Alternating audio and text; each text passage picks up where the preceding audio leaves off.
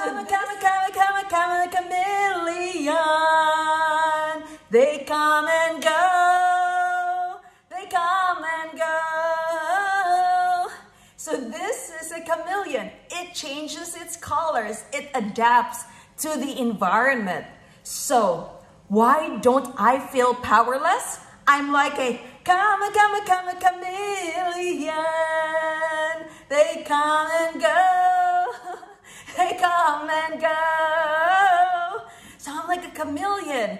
I try to adapt to in my environment. So why I do not feel powerless? Because I adapt. Coming here in the USA, like most immigrants, we feel powerless. But that's not my case. And I'm going to share with you why I don't feel powerless coming to the United States. When you're an immigrant and you're new to the country, a lot of times, majority of the immigrants are powerless because number one, it's a new country. It's a new culture.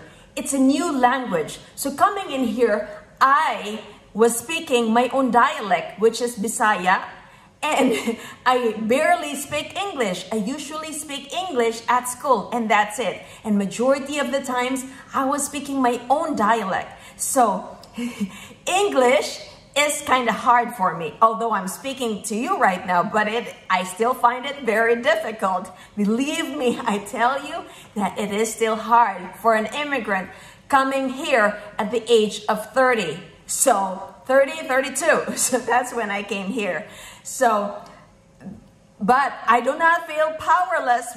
I'm like a chameleon because I try to adapt. Number two is when I came here, I could not work because I'm on a tourist visa, and tourist visa are not allowed to work. Although there are others that do underwork or under the table work, but I didn't do that. So what I did coming in the USA was I used my education to get to my financial freedom. I used the English language that I learned from school way back in the Philippines to speak and harness my English here in the United States. So I used whatever money my mother left for me. So she gave me $100 coming here in the United States. And then, well, I had $100 and she gave me $1,000 here when she left to go back to the Philippines, hoping that I would match into a US residency training program. And I did. But before I matched into a US residency program, I had my two aunts. So I lived with them. I lived with them in New York for almost a year until I went to Missouri for my first year of family medicine residency training. So thank God, God was so good. So that's why I didn't feel powerless, because I used my training back home, my English language, I used my education in medicine to find my financial freedom here in the United States. And I lived with my two aunts who are in New York. So I stayed with them in New York while doing the transition of finding a residency training here in the United States. So even up to present, why I do not feel powerless, in spite of the fact that I'm now an attending physician and I just recently laid down my white coat to do more of the apartment investing. Apartment investing is more of a man's game. I see a lot of operators who are men, and there's only few women that are doing apartment investing. There's more men. And just like with any entrepreneur, any business, it's ruled by men. So that's why I don't feel powerless, even if I'm a woman. Because why? I continue to educate myself. I continually improve myself on finance, on apartment investing, and negotiation.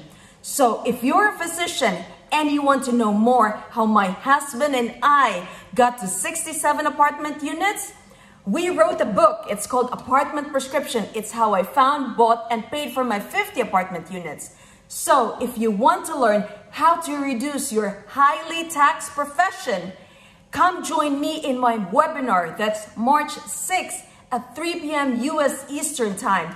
And we'll be talking more about high-earned profession just like medicine, and how we can use the apartment investing to our advantage in reducing our taxes. So physicians, if you're ready to change your financial situation to have more power in your finance, come join me on March 6th, Sunday at 3 p.m. US Eastern Time. Be a chameleon, adapt to the change in the environment. So, physicians, wealth cannot wait. Let us go create wealth. Let us go. Come, chameleon. They come and go. They come and go.